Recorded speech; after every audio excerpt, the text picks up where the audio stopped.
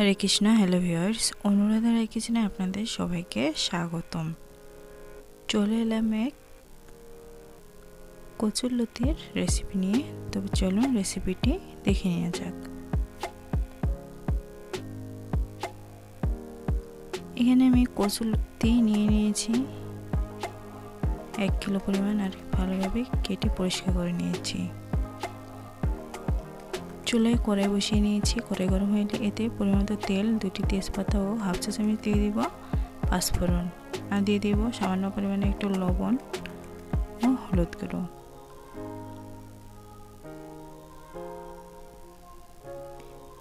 একটু নেড়ে চেড়ে দিব। আর এখন এর মধ্যে দিয়ে দিব লতিগুলো।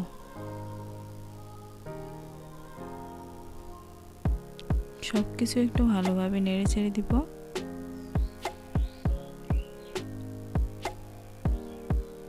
এখন দিয়ে দিব পরিমাণ মতো লবণ ও পরিমাণ মতো হলুদ গুঁড়ো। লবণ হলুদ দিয়েও আমি আর একটু নেড়ে চেড়ে দিব।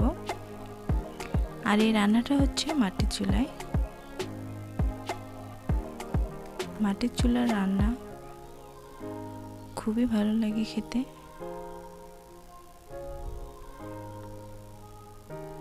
এভাবে নেড়ে চেড়ে আমি 5 মিনিটের মতো লতিটা একটু ভেজে নেব।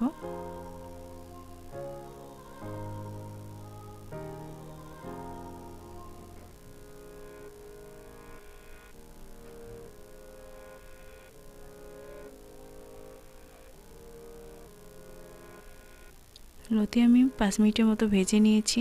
এখন দিয়ে দিব হাফ কাপের মতো জল, লতিটা ভালোভাবে সিদ্ধ হওয়ার জন্য।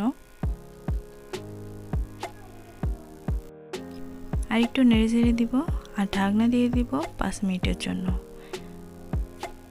5 মিনিট পর জল আমার শুকিয়ে গেছে। এখন একটু নেড়ে চেড়ে এর মধ্যে আমি দিয়ে দিব 1 চা চামচ পরিমাণে মরিচের গুঁড়ো। যেহেতু কচু, বেশি করে মরিচের গুঁড়োটা দিতে হবে, নাহলে গলায় ধরতে পারে। আর দিয়ে দিব হাফ চা চামচ পরিমাণে গরম মশলার গুঁড়ো। আর সামান্য পরিমাণে একটু দিয়ে দিচ্ছি হলুদ। এখন সব কিছু আমি ভালোভাবে নেড়ে চেড়ে দিব। নিচে আমার একটু লেগে যাচ্ছিল, এজন্য আমি সামান্য পরিমাণে একটু জল দিয়ে দিচ্ছি। এই জলটা দিয়ে আমি আর একটু ভালোভাবে কষিয়ে নেব কচুর লতিগুলো।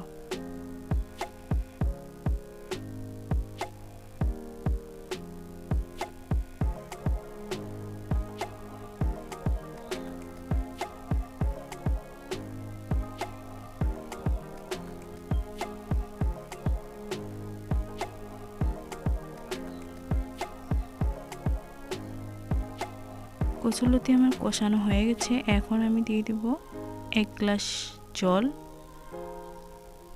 এই জলটা আপনারা মাপ বুঝে দিবেন, কতটুকু